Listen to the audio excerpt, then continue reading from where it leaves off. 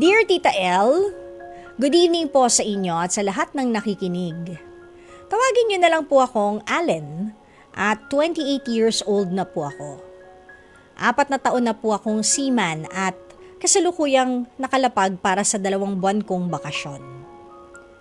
Sa lahat ng bakasyon ko, ito po sana yung pinakang excited ako. Dahil plano ko po sanang sorpresahin ang girlfriend ko.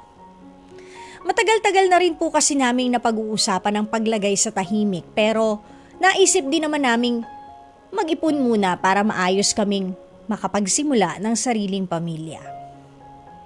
Meron na po akong bahay, nag-iisang anak po kasi ako at minana ko na ang munti naming property sa na bahay at lupa dito sa probinsya. 2 years ago po nung tuluyan na akong maulila sa magulang. Pagkamatay ni nanay, si tatay naman po, matagal na rin pong sumakabilang buhay. Bago po ako umalis last year, napagkasundoan namin ng girlfriend ko na pag-uwi ko sa bahay na kami titira, kahit habang bakasyon ko lang. Parang practice po ba? Nya, ganon? May bala ka, Kuya Allen, ha? Total, napakadalang talaga naming magkasama. Bago pa kami magkakilala, nagbabarko na po kasi ako. Pero ang binala ko pong sorpresa, hindi ko naman po inaakalang ako pala ang masosorpresa.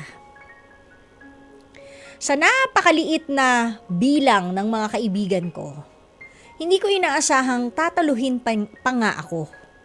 Ang sabi ko lang naman po, bantay-bantayan nila yung girlfriend ko.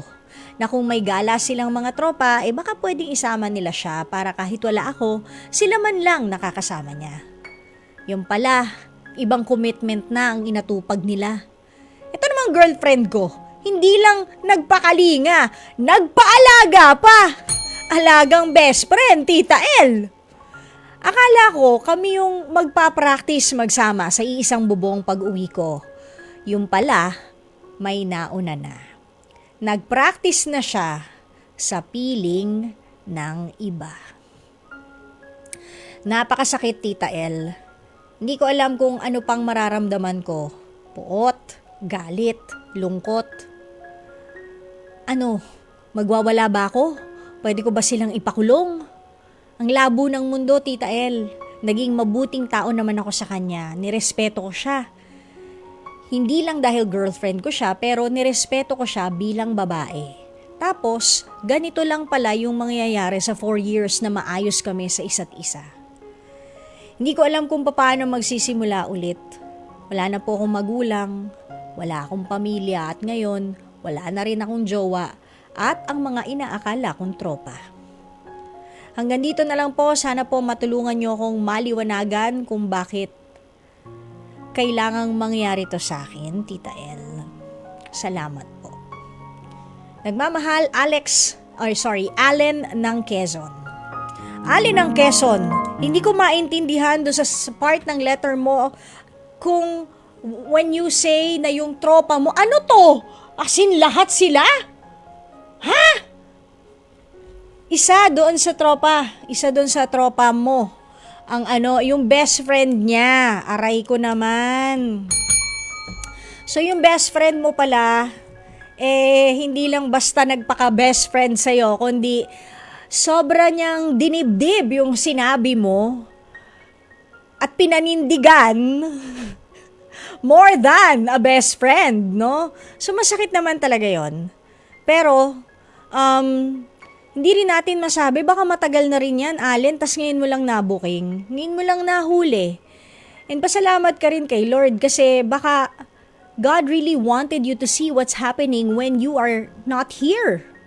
Of course, uuwi ka dito na alam niya palagi. It's always announced, uuwi ako, malapit na umuwi. O 2 months na lang, magkikita na tayo. But for all you know, malay mo ba matagal na yung nangyayari sa kanilang dalawa at ngayon mo lang nakeng books. Maigi na yun, kahit masakit. I know it's 4 years, but would you rather and would you still continue another 4 years with her, knowing that she's like that? Knowing that you were betrayed? by not just anybody but your best friend.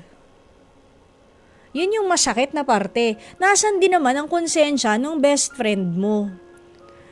Hindi rin kasi malinaw dun sa letter eh. Sana hindi ka nagpapadala ng sustento dito sa jowa mo kasi mas masakit yun. For sure, kahit papano, may gastos din si ate girl para dito kay kuya mo na best friend mo. Aray. Diba?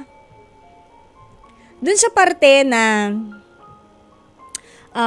wala ka ng pamilya, wala ka ng magulang, at ngayon wala kang jowa at inaakala mong tropa, I would still ask you again the same question. Would you rather na maging kaibigan pa sila? Kung ganyan din pala yung mga inuugali nila. Diba, mas maganda maghanap na lang tayo ng ibang kaibigan na yung tunay, yung tropa mo na isusumbong kung anong kalokohan ang ginagawa ng best friend mo behind your back o habang nagpapakahirap kang magtrabaho at lumawlaw yung dila mo habang nasa barko ka at tinitiis mo lahat-lahat para lang makapag-ipon para sa future ninyo nitong jowa mo. Would you rather have friends like them? Never reaching out to you na,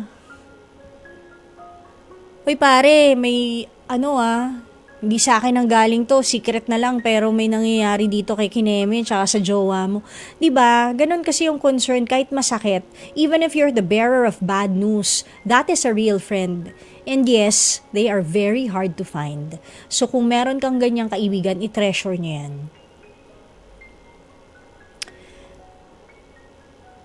If you have nothing and you're rock bottom, there's nowhere else to go but up.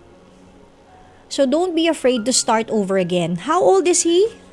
He said he's 28. 28 ka pa lang naman. Yung iba nga dyan, 40 na pag nag-aasawa. Tsaka lalaki ka naman, Allen. Hindi nag-expire yung, yung SPE mo. Hindi yan nag-expire. Totoo naman. Kasi 'di ba kahit nga 70 na nakakapag-baby pa yung lalaki. Kasi hindi naman nag-expire yung nagbigay pa ng example tong writer natin. Syempre ayoko i-mention 'yan, baka tayo ma-libel. So anyways, hindi naman nag-expire yung mo, yung SPE mo. Hindi yan nag-expire. 'Di ba mga taga TikTok and FB Live? Hindi yan nag-expire. Mas, if you have no one, start from rock bottom and climb your way up. Establish new friendships, new networks.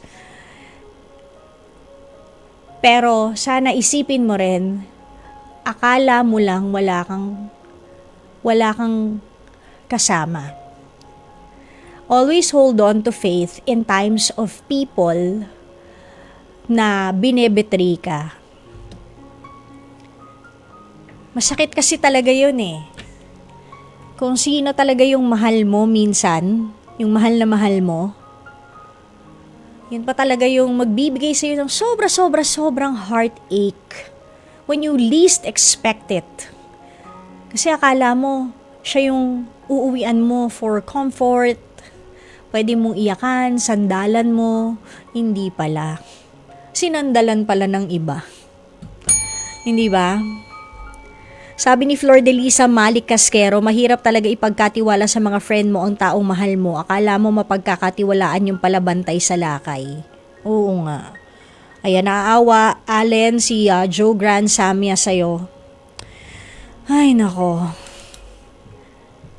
Pero sana makapag-heal ka in time habang nasa barko ka. Ngayon na 2 months ka na nakabakasyon dito sa Pilipinas, enjoyin mo pa rin. How many years has it been since nakasakay ka sa barko at paikot-ikot kayo kung saan? E di maglibot ka rin sa buong Pilipinas.